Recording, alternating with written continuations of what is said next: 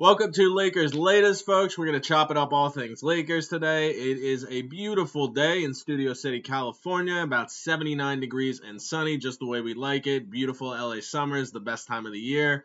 Love, so many things to do. You really can't beat it. But let's do what we're here to do. Let's hop right into it. Let's talk all things Lakers, and let's talk about the thing that is probably most prominent in Lakerland right now, and that is the addition of Marcus Smart. Obviously, a Celtics legend on their side. They love him. We hated him when he was there. He's the type of guy that if he's on your team, you love him. You're going to run through a wall for him. You will go to war. You'll go to the gates of hell for that guy.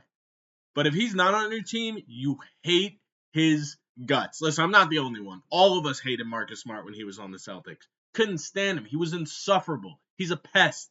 And every single team needs someone like that. But the thing about Marcus Smart is, look, obviously you're getting a 3-time all first team defense in the NBA, 1-time NBA Defensive Player of the Year. This guy's one of the best defensive players in the NBA. Obviously, he's a little older now than when he had those accolades, but still, this guy is a grit.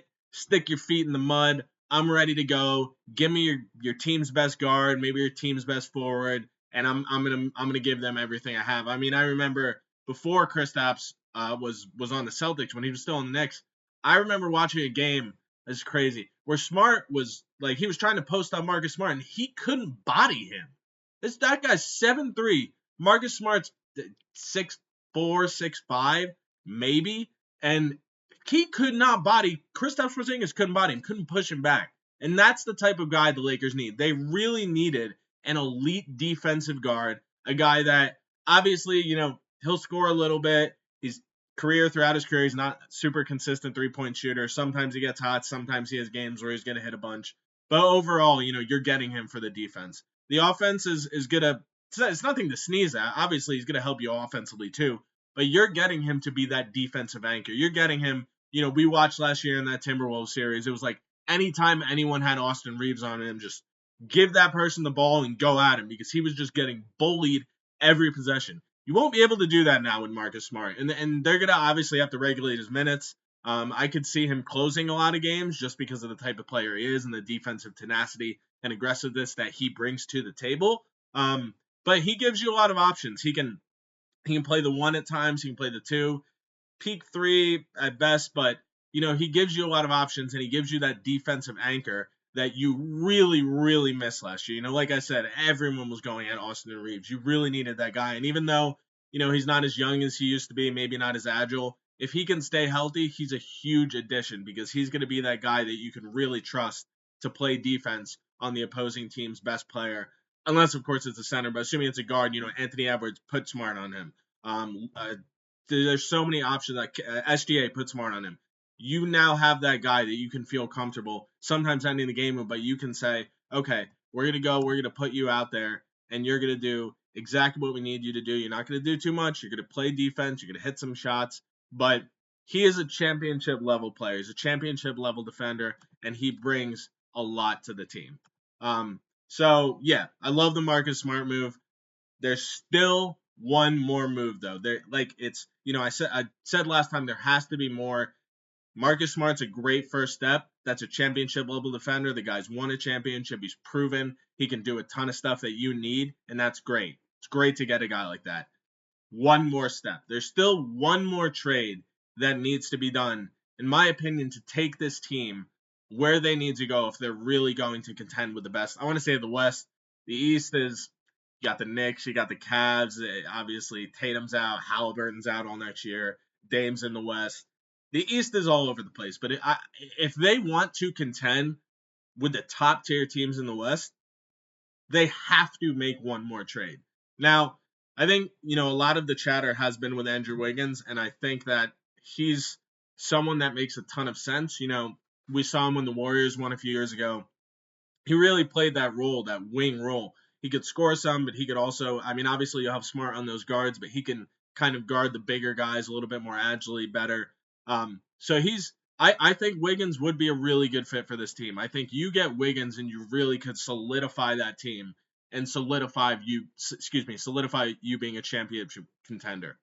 Now, Getting Wiggins is going to be an interesting part. I did a little bit of a trade machine. I tried a little things here and there. Naturally, you would think that Dalton Connect, and that's the thing. Whatever player you get, Dalton Connect is probably the best young piece you have. So you're going to have to try and find a way to use him to get someone else. But because the thing is, without Connect, it's difficult for a straight up trade between the Lakers and the Heat for Wiggins. Salaries need to match. Obviously, there's no cap room. I did a couple NBA trade machine ones here. Rui, Vanderbilt for Wiggins. Now, you don't, in the NBA trade machine, I'm not sure if you guys done it before, but if you have, you can't offer first round picks. So, naturally, it wouldn't just be that. You would have to add a first round pick in that trade at least.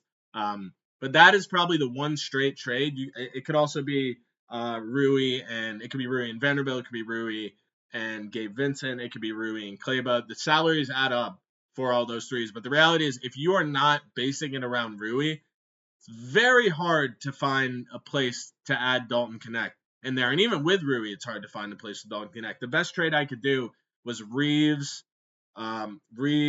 Connect, and I think it was Kleba for Wiggins. And obviously, we're not trying to give up Reeves. That kind of counteracts the entire point. You want to try and get Wiggins without giving up someone like Reeves. So I think it's going to probably have to be based around Rui. Unless you can somehow find a way to unload Vincent, Maxey, and I can't remember his name, but there's ways to do this, but it's not gonna be easy. And if the Heat are we want Dalton Connect, there's a very good chance you're going to have to get a third team involved. Because the logistics, especially salary-wise, I tried a bunch. I tried so many trade machine combinations. There's very few that you can get Dalton Connect to the Heat without adding Austin Reeves, and that's counterintuitive. It doesn't make any sense to do that. So if they're going to use Connect as that main trade piece, it's most likely going to have to be with a third team, with someone going somewhere else if the Heat want Connect. Now, if they don't want Connect, it's going to have to be based, kind of like I said, I had Rui Vanderbilt in the first. Maybe you're going to have to throw in some seconds. That's probably the easiest single path between the Lakers and the Heat to get that done. And like I said, if they do want Connect, probably going to have to get a third team involved. But I think Wiggins is probably the ideal target. The other guy I've heard a lot of chatter, and I kind of just seen a lot of chatter around the past couple of days, is Jrue Holiday. Obviously, the Celtics got rid of Jrue Holiday. They traded him to the Blazers. And I know the Blazers love his leadership, and so it was a legitimate trade. They want him on the team, but they also have Dame there now. They have a lot of guys who have been vets, and it really would not surprise me at all to see them trade Jrue during the season. Wouldn't surprise me at all to see them trade Jrue in the offseason, which obviously before the regular season starts too. He is another championship level defender. Obviously, he's not the player he used to be offensively, still a valuable contributor. But when he's healthy, that's another elite defensive option you would have. And I do think there are ways to fit that. I was trying to figure out. He obviously is, I think it's $33 million as a salary or something near there. So you could add Maxey, you could add Vanderbilt, you could potentially add Rui, or you could add Reeves. There's ways to make that happen. Obviously, you don't want to add Reeves, but he's another guy who I would definitely keep my eye on moving forward as the Lakers try and figure out who is that next piece. All right, so now let's just kind of bring it back to LeBron. Obviously a few weeks ago there was the whole rumors: is LeBron going to get traded? Is he going to get bought out? I mean, getting traded was never really an option. It's almost impossible to find anyone who's going to give up legitimate young players of consequence or first round picks for a guy that is most likely this is going to be his last year. Even as great as LeBron still is. I mean, he's unbelievable. Yeah. 24.4 points, 8.2 assists, 7.8 rebounds, 51% from the field, 37% from three last year at the age of 40. I mean, it's incomprehensible. The guy's unbelievable, but still, he's probably playing one more year peak too. It's probably going to be one. No one's going to trade anything of consequence for that. And a buyout, that was never going to happen. It's just not going to happen. LeBron's not going to go anywhere where he's not going to make a legitimate amount of money. And no one besides the Nets have cap space. And he's not going to the Nets. No one is, because no one cares about the Nets. But that, I feel like we can put that behind us now. The LeBron trade, buyout chatter. It's not going to happen. So moving forward, LeBron's 40 years old. Yes, he's LeBron James. He's unbelievable. He's incredible. But He played 35 minutes a game last year as a 40-year-old. Now, he's probably a cyborg because I don't know how anyone could do that. But do you really want LeBron playing 35 minutes a game again? I think especially if you get a Wiggins, you've already added Smart. You're probably going to see that minutes per game go down a little bit. I think maybe to like 30. Ideally, if you can get closer to 30, maybe 31 to 33. Like at this point, anything helps. Even though it's LeBron and he's 40 years old, you have to be protective of him. Especially this is his most likely his last year. You're going all in. You can deal with him missing 10, 15, even peak 20 regular season games. Ideally, hopefully 10 to 15 or less. But you have to make sure he's healthy for the playoffs. That is going to be the key to your season. He needs to be healthy for the playoffs. And I understand he's LeBron James. I understand he's a cyborg. He's probably built like a robot. Can't get legitimately hurt.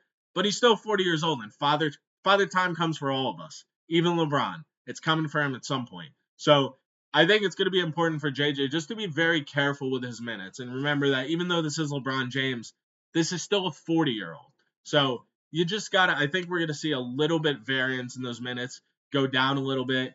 Hopefully the other guys can start stepping up. If you add a guy like Wiggins, if you add a guy like Drew, you can feel a little bit more comfortable maybe making LeBron's minutes a little bit less. So, yeah, that's obviously how they handle LeBron this year is going to be huge. He's still LeBron James at the end of the day, but he's also a 40-year-old man who Father Time is probably coming for him at some point, and they need him 100% healthy for the playoffs if they are really going to contend for a championship. So, you can feel comfortable sending him a couple games. If it's something that, maybe he would have played a couple years ago, sit him now. Just be careful with him. Just treat him very carefully. He is obviously the key to winning a championship this year, in addition to Luka and all the other guys. But I think we're really going to start seeing his minutes kind of varied and be a little bit more kind of conjoined or effective this year. So we'll see how that goes. But yeah, that's a huge thing for the Lakers this year is just paying attention to LeBron, making sure he's healthy, making sure he's not playing too many minutes where he could potentially get hurt for the playoffs. All right, so now we are going to go to one of my favorite topics. This is just one of my favorite things. I mean, you've never said you're a basketball fan if you haven't just sat around with your boys or your girls.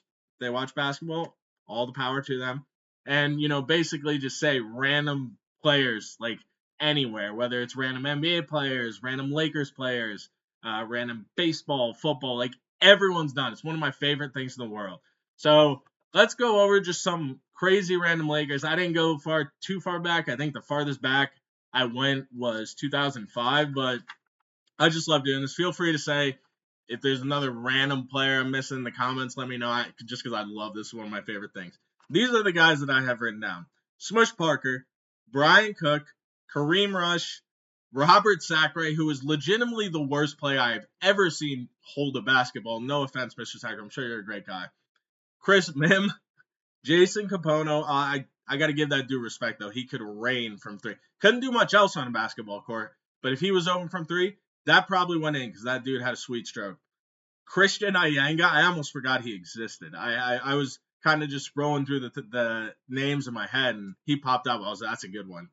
Gennaro Pargo, I actually honestly forgot that he even played for the Lakers. I remember him mostly, I think, from the Hornets.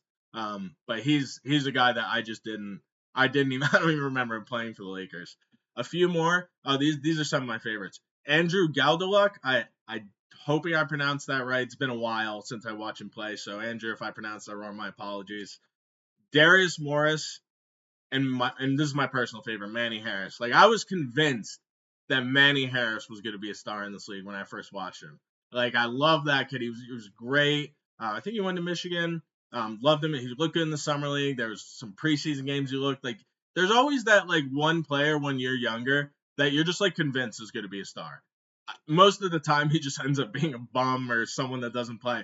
That was Manny Harris for me. I remember just loved watching him, and my young self, I was like, oh, this kid's going to be a star. Obviously didn't turn out that way. But yeah, there's so many more random Lakers. I just love doing this. Love throwing out those random 13th man that you don't even remember is on the team. Again, you got any others, throw them in the comments. But yeah, I just want to finish off on a little fun note. Random things are the best. So yeah, we will be back. Obviously, Marcus Smart, biggest news of the day, biggest news of the week in Lakerland. But keep your eye out, folks, because I do think a trade is on the horizon. So we'll keep an eye out. We'll be back in a couple days to chop it up and talk a little bit more Lakers. Until then, I'm out, folks.